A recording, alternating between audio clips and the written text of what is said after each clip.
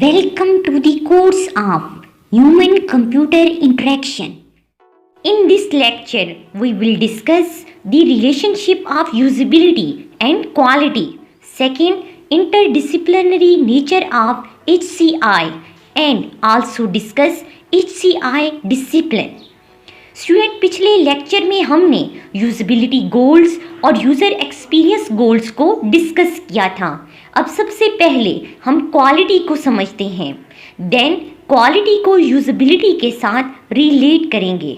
Student हम कहते हैं एक चीज़ की क्वालिटी बहुत अच्छी है, मतलब हम जब उसे यूज़ कर रहे हैं तो वो देर बाद चलती है, इसके अलावा हमारा एक्सपीरियंस अच्छा रहा, तो हम कहते हैं क्वालिटी बहुत अच्छी है।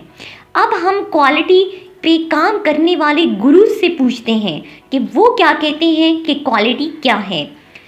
British defence industries quality assurance panel के मुताबिक quality is conformance to specification. Specification means description, किसी चीज़ को डिज़ाइन करने की मुकम्मल डिस्क्रिप्शन मतलब तफसीलात। अगर एक चीज़ जिसकी तफसीलात या डिस्क्रिप्शन जो दी गई थी वो सारी पूरी हैं तो उसकी क्वालिटी बेहतरीन है। फिलिप क्रॉसबाय जो एक बिजनेसमैन थे, उन्होंने क्वालिटी पे एक थ्योरी पेश की। उनके मुताबिक quality is conformance to requirements. एक चीज़ की जो रिक्वायरमेंट्स हैं उनको पूरा करना क्वालिटी है, कि मतलब ये काम हमने इनसे लेने हैं, इस चीज़ से या इस सिस्टम से। अगर वो सिस्टम वो सारे काम कर रहा है तो इसका मतलब है कि उसकी क्वालिटी कंप्लीट है, वो मीट कर गया है क्वालिटी को। जॉरेन जो एक अमेरिकन इंजीनियर, कंसल्टेंट और एथर थे, उनके मुताबिक quality is fitness for purpose और यूज़। एडवर्ड डेमिंग जिन्होंने क्वालिटी मैनेजमेंट पे बहुत काम किया, उनके मुताबिक quality is a predictable degree of uniformity and dependability at low cost and suited to the market. R J. Mortiboys के मुताबिक quality is synonyms with customer needs and expectations. Mike Robinson कहते हैं कस्टमर की जो अब और मुस्तकबिल में जो नीड्स हैं उनको पूरा करना क्वालिटी है। Quality is meeting the stated requirements of the customer now and in the future. Edward Deming कहते हैं quality is the total composite product and service characteristics of marketing, engineering, manufacturing and maintenance through which the product and service in use will meet the expectation by the customer. अब ये सारी जो definitions है quality की, ये quality पे काम करने वाले गुरुज ने दी हैं।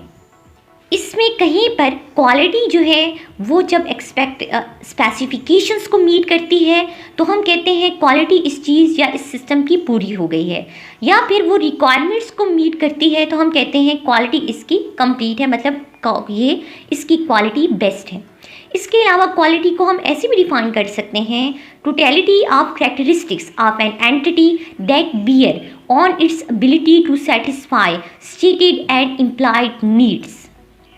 स्टूडेंट अगर हम बात करें कि प्रोडक्ट क्या है, पहले हम समझते हैं कि प्रोडक्ट क्या है।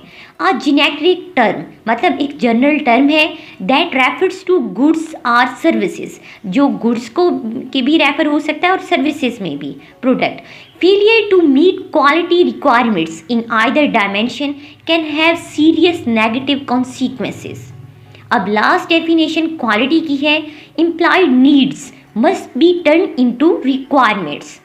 स्टूडेंट इन डेफिनेशंस के मुताबिक किसी चीज़ की रिक्वायरमेंट्स को पूरा करना या उसकी स्पेसिफिकेशन को पूरा करना क्वालिटी कहलाता है। लेकिन अगर कंप्यूटर के पॉइंट ऑफ व्यू से देखेंगे तो वो चीज़ आम लोगों ने यूज़ करनी है, मतलब अगर आप कंप्यूटर बेस्ड सिस्टम बना रहे हैं तो उसको आम लोग, जिसे एंड यूज़र कहते हैं, उन्होंने यूज़ करनी है। अगर एक चीज़ बनाई गई वो रिक्वायरमेंट्स को भी पूरा करती है लेकिन वो एंड यूजर्स की समझ से बाहर है तो फिर वो क्वालिटी वाइज बेस्ट नहीं है। कि एक सिस्टम, हमने एक टीम है उसने मिलकर एक सिस्टम बनाया जो स्पेसिफिकेशन और रिक्वायरमेंट्स पे पूरा उतरता है लेकिन आम लोगों की समझ से बाहर है, तो फिर हम ये कहेंगे कि उसकी क्वालिटी कैसे बेस्ट हो सकती है जबकि उसको यूज़ ही एंड यूज़र ने करना है। So with respect to HCI, quality is something beyond meeting the specification. Quality is something beyond meeting the requirements. Or quality is something beyond meeting the customer expectations.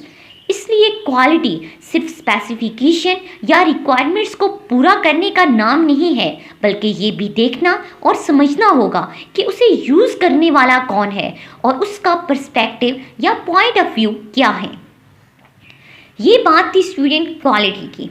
अब interdisciplinary nature of HCI next हमारा topic है। Interdisciplinary का मतलब है HCI मुख्तलिफ field से मिलकर बनी है, जैसे computer science, engineering, human psychology, design. ये मुख्तलिफ फील्ड्स के मिलने से एक न्यू फील्ड बनी है जिसे HCI कहते हैं, human computer interaction. Interdisciplinary nature को हम एक मिसाल से समझते हैं। फॉर एग्जाम्पल, एक टिकटिंग एजेंसी है जो कि ट्रैवलिंग एजेंसी है, मतलब कि ट्रैवल करने के लिए टिकट्स फॉर्म करती है। इस सिस्टम की पूरी मुल्क में शॉप्स हैं जहां कस्टमर जाकर टिकट ख़रीद सकता है। वहां पे कस्टमर को बहुत वेट करना पड़ेगा और इस तरह उसका टाइम भी वेस्ट होगा, और वहां पर जो मौजूद कस्टमर मतलब जो काम करने वाले हैं उनके लिए भी दिक्कत हो सकती है कि रश ज़्यादा हो सकता है। अब इसको वो जो टिकटिंग एजेंसी है उन्होंने डिसाइड किया कि इस सिस्टम को कंप्यूटर बेस्ड सिस्टम बनाते हैं। अभी वो सिर्फ पेज पे लिखते हैं और वहाँ से ही वो टिकट उसको देते हैं, तो ये बहुत से इश्यूज आ रहे हैं। वो इसको कंप्यूटर बेस्ड सिस्टम बनाना चाह रहे हैं। उन्होंने चेक किया तो ऑलरेडी एक सिस्टम मौजूद है, लेकिन वो इतना बेस्ट काम नहीं कर रहा। तो उन्होंने डिसाइड किया और एक टीम को ये काम दिया कि आप हमें एक बेस्ट सिस्टम बना कर दें।